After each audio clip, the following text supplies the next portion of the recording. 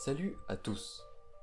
Dans ce troisième épisode d'Artivistoire, nous nous intéressons à un événement dont vous avez sans doute entendu parler, mais dont vous ignorez les détails, les massacres de Katyn, Mednoï et Kharkov. Comme à notre habitude, resituons la situation. Nous sommes en septembre 1933. À ce moment-là, la guerre débute en Europe. Au pouvoir en Allemagne, Adolf Hitler lance sa politique dite d'espace vital, visant à réunir au Reich tout ce qui parle allemand. Après l'Anschluss, c'est-à-dire l'annexion sans combat de son Autriche natale, le Führer s'est tourné vers la région germanophone des Sudètes, en Tchécoslovaquie, puis vers Danzig en Pologne. Alors, pour comprendre le pourquoi de cette attaque en Pologne, il faut bien comprendre le contexte. Et pour cela, il nous faut remonter en 1919, au moment de la signature du traité de Versailles, formalisant la défaite allemande lors de la Première Guerre mondiale.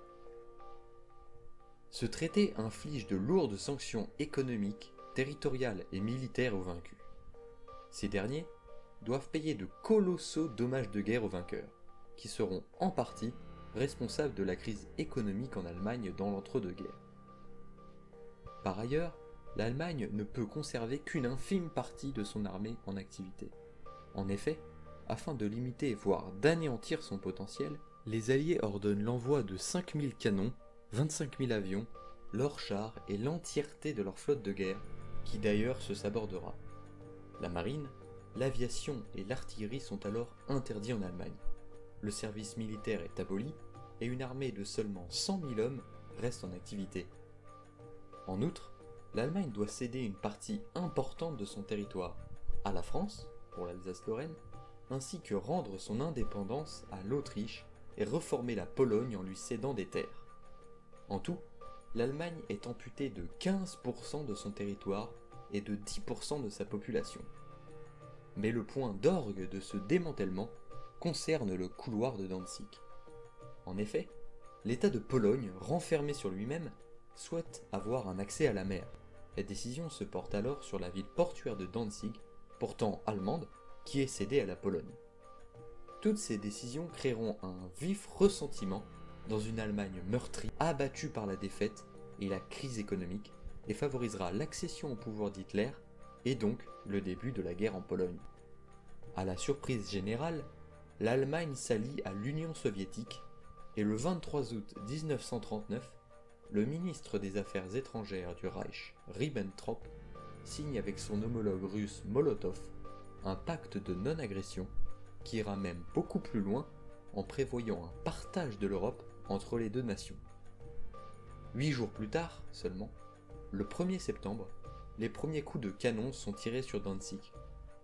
C'est le principe de la Blitzkrieg, ou la guerre éclair, qu'utilise le Reich. Le but est simple, anéantir toute résistance en avançant le plus vite possible de façon à créer la panique, tout en neutralisant le point névralgique, en l'occurrence Varsovie, qui sera détruite lors d'un raid aérien meurtrier. Le 17 septembre, Allemands et Russes attaquent conjointement, et la Pologne capitule le 27 du même mois. Elle se retrouve alors partagée entre URSS et Reich. C'est grâce à cette frontière commune qu'Hitler déclenchera plus tard l'opération Barbarossa, visant à envahir la Russie quelques mois plus tard. On dénombre alors 65 000 morts et 133 000 blessés côté polonais pour seulement 13 000 morts allemands. Les chiffres fluctuent autour de 700 à 900 000 prisonniers polonais, dont la majorité sont emprisonnés par l'armée allemande, la Wehrmacht. Les Russes, quant à eux, font 250 000 prisonniers, dont 10 000 officiers.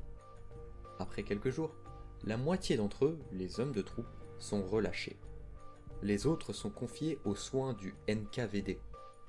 Pour comprendre ce qu'est le NKVD, il faut revenir en 1917. À cette époque, juste après la Révolution, la première ébauche de police politique russe est créée, la Tchéka. En 1922, elle est remplacée par le GPU, que les amateurs de Tintin connaissent par Tintin au pays des soviets, comme vous pouvez le voir sur ces cases de la BD. Il est d'ailleurs rigolo de noter l'erreur historique, car la Tchéka et le GPU n'ont pas coexisté.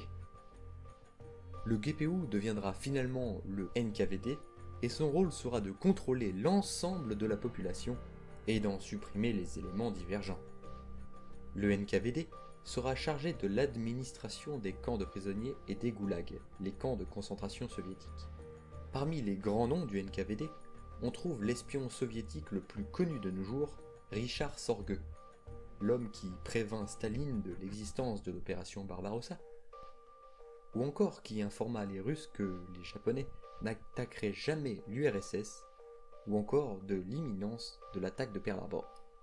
La vie de Sorge est si incroyable qu'il mériterait lui aussi un épisode spécial. En bref, le NKVD régira d'une main de fer la population soviétique et les territoires annexés par l'armée rouge. Pour vous donner un ordre d'idée, le général du KGB Karbanov estime à 3,5 millions le nombre de morts soviétiques imputables au KGB. Et on ne parle ici que de morts soviétiques. Mais revenons au sujet principal de la vidéo. Le NKVD, après quelques semaines, fit relâcher 43 000 des prisonniers d'origine ou de culture ukrainienne ou biélorusse, et en livra 43 000 autres aux Allemands, car ces derniers étaient originaires de la partie orientale de la Pologne, soit la zone d'occupation allemande. Il ne leur restait alors que 40 000 prisonniers, dont 8 500 officiers. La plupart furent alors envoyés aux travaux forcés. Ils furent répartis dans des camps de concentration de Kozielsk et Starobielsk, tandis que les cadres de la police, de la gendarmerie, des gardiens de prison, des gardes du frontière et des scouts furent transférés au camp d'Ostachkov. Le jour de Noël 1939, les religieux de toute confession en furent retirés pour être tués. Le NKVD fit alors passer aux prisonniers des interrogatoires pour déterminer qui pourrait collaborer avec eux. Devant l'échec de cette initiative, la décision fut prise de les massacrer. Le 5 mars 1940, les autorités soviétiques décident d'épurer la population polonaise de ses éléments les plus importants, de manière à supprimer son potentiel de résistance. 25 700 officiers, policiers ou gendarmes furent alors condamnés à mourir sans autre forme de procès. Utilisant des pistolets et des balles de pistolet Walter, de conception allemande, pour faire croire à la responsabilité des nazis, les membres du NKVD exécutèrent en un mois à peine, du 3 avril au 16 mai, 6 287 personnes à Mednoï, 4 404 à Katyn, 3 896 à Kharkov, 3 870 en Biélorussie à Minsk, 3 435 en Ukraine à Kiev, pour les 5 lieux d'exécution les plus connus. Les prisonniers étaient amenés au train, puis en camion, exécutés et ensevelis dans d'immenses charniers. 60 000 autres personnes furent également déportées au Kazakhstan, dont 80% de femmes et d'enfants. 2 autres déportations de 80 000 et 85 000 Polonais suivront. Au total, selon l'historien Jean-Sylvestre Montgrenier, le nombre total des déportés est de 340 000, et on compterait jusqu'à 150 000 victimes polonaises et 1 800 000 ayant fait l'objet de répression. Dès août 1941, lorsque les Allemands envahissent la zone d'occupation soviétique en Pologne, ils découvrent les charniers et les fosses communes où ont été enterrés les milliers de cadavres. Les cadavres sont facilement identifiés comme étant des officiers polonais. En 1943, 4500 cadavres sont exhumés et le magazine de l'armée allemande Signal publie des photos du charnier pour galvaniser ses troupes en montrant de quoi sont capables les communistes. Les Russes répondent que les Allemands sont responsables et qu'ils ont commis ces massacres lors de leur avance en 1941. Cette découverte servit de propagande aux nazis qui accusaient les juifs communistes d'être responsables du massacre. Dans la foulée de la découverte des charniers, les nazis proposèrent à la Croix-Rouge d'ouvrir une enquête et de visiter les fosses communes. Ils y invitèrent également le chef du gouvernement polonais en exil, Sikorski, qui y dépêcha des experts sur place. Ce comité, composé essentiellement de représentants de pays alliés ou occupés par le Reich, impute la responsabilité aux Russes, y compris les Polonais, qui, pour ne pas donner d'arguments de propagande aux Allemands, tiendront la formation secrète. Quand les soviétiques reprirent la possession de Katyn et de la Pologne en 1945, ils créèrent alors une nouvelle commission d'enquête qui accusa les nazis de la responsabilité du massacre et empêchèrent les commissions internationales de visiter le lieu du massacre. Britanniques et Américains se rangèrent alors à la vie russe. Les soviétiques, souhaitant se laver les mains de cette affaire, décidèrent alors d'ajouter Katyn aux charges du procès de Nuremberg. Un procureur soviétique, Nikolai Soria, ayant montré son opposition à la manipulation, fut d'ailleurs retrouvé mort dans son lit avant le procès. Après la guerre froide et dans un contexte de glasnost et de perestroïka, c'est-à-dire de détente, le président russe Gorbatchev accepte la création d'une nouvelle enquête et en octobre 1992, les documents d'archives de Staline ordonnant le massacre sont remis par le nouveau président russe Boris Eltsine au président polonais Lech Walesa. Finalement, l'instruction du dossier est clôturée après une dizaine d'années d'instruction qualifiant le massacre de crime militaire, et donc ni de génocide ni de crime contre l'humanité, accordant une prescription de 50 ans, empêchant tout débat sur le plan judiciaire.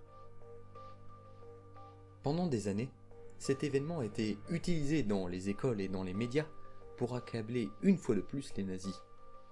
Les soviétiques n'ont été que très peu accusés, du fait de leur statut de vainqueur et de la manipulation réussie du procès de Nuremberg. Même jusqu'en 1990, soit 50 ans après le massacre, la vérité était toujours voilée aux yeux du grand public. Alors, à nous de relativiser, surtout sur les événements récents. Que ne nous cache-t-on pas ?